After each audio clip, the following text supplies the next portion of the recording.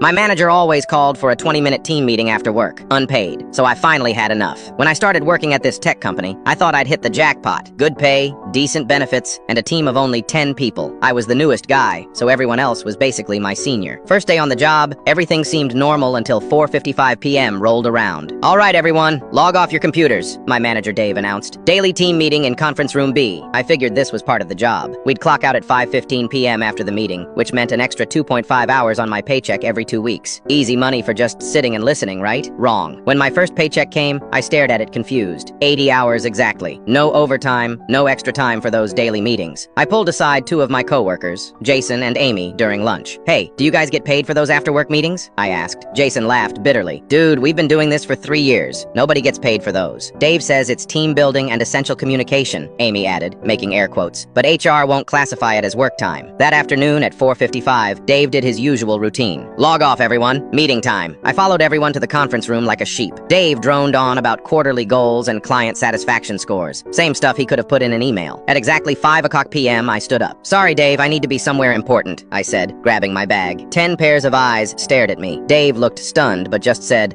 okay. I walked out, clocked out at the time clock, and drove home. The next day, same thing. 5 p.m. Hit. I stood up, gave my excuse, and left. Dave never stopped me. Jason whispered, "You're crazy, man," as I passed his chair. By day 3, I noticed Amy checking her phone more during the meeting. Day 4, Jason kept glancing at the clock. Day 5, when I stood up at 5 o'clock, Amy stood up too. "I also have somewhere important to be," she announced. We both left together. Dave's face turned red, but he couldn't exactly stop both of us without looking like a tyrant. Within a week, it was like dominoes falling. First Amy, then Jason, then Kelly from accounting. By the second week, only 3 people stayed for the full meeting. Dave was talking to half-empty chairs. One morning, Dave pulled me into his office. "So, this important thing you need to get to every day, what exactly is it?" I looked him straight in the eye. "It's personal, Dave, but if you really want to know, it's called having a life outside of work." He shifted uncomfortably in his chair. "These meetings are crucial for team communication. Then maybe schedule them during work hours," I suggested. "Crazy idea, I know." The next week, Dave tried to be smart about it. He moved the meetings to 4:40 p.m. But here's the thing about starting a revolution. Once people taste freedom, they don't go back. "Meeting time!" Dave called out at 4:40. I kept typing on my computer. "Sorry, Dave, still working. Client deadline at 5. Jason didn't even look up from his screen. Same here. Amy was on a phone call with a customer that she definitely could have wrapped up, but chose not to. Dave stood there for 5 minutes, watching his authority crumble. Finally, he announced the meeting was canceled. 3 months later, Dave got transferred to a different department. Our new manager, Lisa, sent meeting notes via email and only called meetings during work hours when absolutely necessary. All it took was one person refusing to work for free. Now, when I see new employees getting taken advantage of, I always tell them the same thing. Your time is worth money, and if they're not paying you for it, it's not your problem.